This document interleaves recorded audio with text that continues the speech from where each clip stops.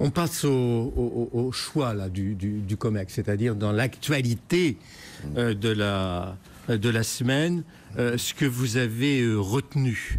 Laurent se dit, oui, parce que... J'ai retenu l'exemple et le succès d'une start-up française. Une start-up? D'une start-up, il y en a beaucoup. Hein. Ouais. Une start-up française, Giroptique, c'est une start-up lilloise qui a été fondée en 2008, qui a désormais des bureaux depuis quelques temps à San Francisco. Qu'est-ce que fait Giroptique? C'est une entreprise qui a conçu, produit, développé une caméra 360 que vous pouvez brancher sur votre smartphone et que nous avons mis à l'honneur, Facebook, au cours de notre convention annuelle qui s'appelle F8, qui a lieu en Californie, qui est la grande convention où on réunit les développeurs du monde entier. Et symboliquement, le cadeau qui a été fait pour les milliers de personnes qui étaient présentes, c'est cette caméra produite par cette entreprise française. Alors ça veut dire quoi? Ça veut dire simplement qu'on a dans notre pays de nombreux talents, de nombreux développeurs, des entrepreneurs extrêmement innovants et mettre, évidemment, imaginez pour nous et pour moi, à l'honneur une entreprise française au sein peut-être une des plus grandes conventions annuelles désormais des développeurs digitaux, c'est un symbole extrêmement fort. On va la voir sur... oui, vous pouvez la mettre, vous pouvez bien absolument, vous pouvez la mettre, je vous en ferai passer. Ça coûte cher? Non, ça coûte quelques centaines d'euros et c'est une entreprise étonnante et un des très très beaux exemples des succès qu'on peut connaître. Franco-française. Franco-française. Bon, elle va rester franco-française. Elle l'est, et comme toutes ces entreprises, elle a aujourd'hui deux sites, deux lieux de production et de réflexion, Lille et San Francisco. Augustin.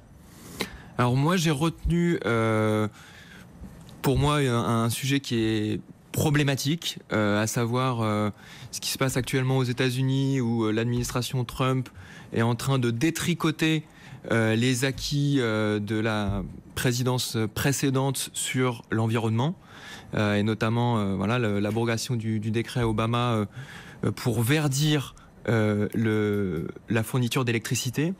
Et ça, je trouve que c'est dramatique, d'abord en termes de message, parce que c'est un message envoyé au monde en disant ça fait vaciller l'accord qu'on a trouvé à Paris pour la COP21.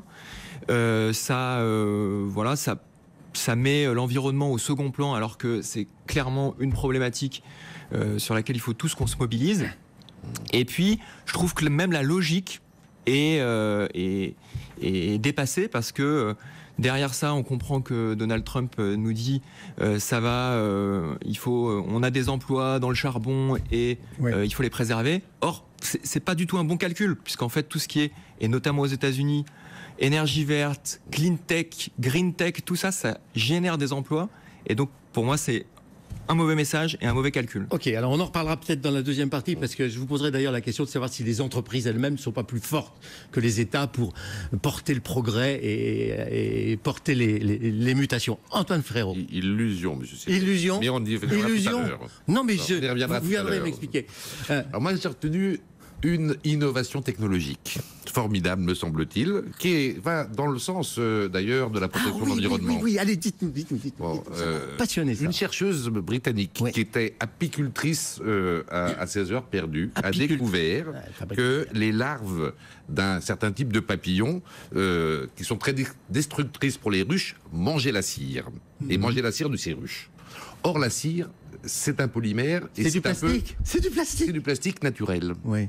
Et elle a découvert que ces larves mangeaient le plastique aussi. Et elle commence à isoler les enzymes qui sont dans ces larves et qui mangent le plastique.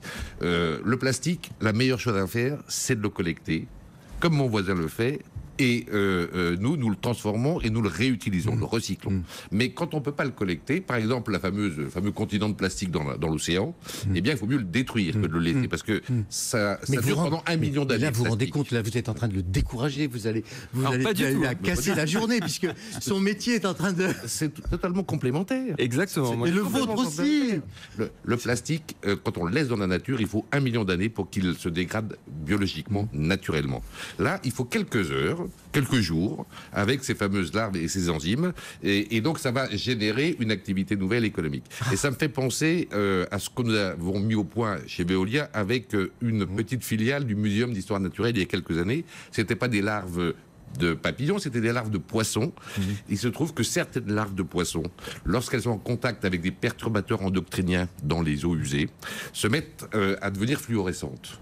Et donc ça nous permet, sur nos stations d'épuration, de nous alerter sur la présence de ces perturbateurs. Voilà. Et donc ça nous permet de protéger la biodiversité. On se retrouve dans 3 minutes, le temps de faire une pause et on reprend. Le COMEX de l'info sur BFM Business.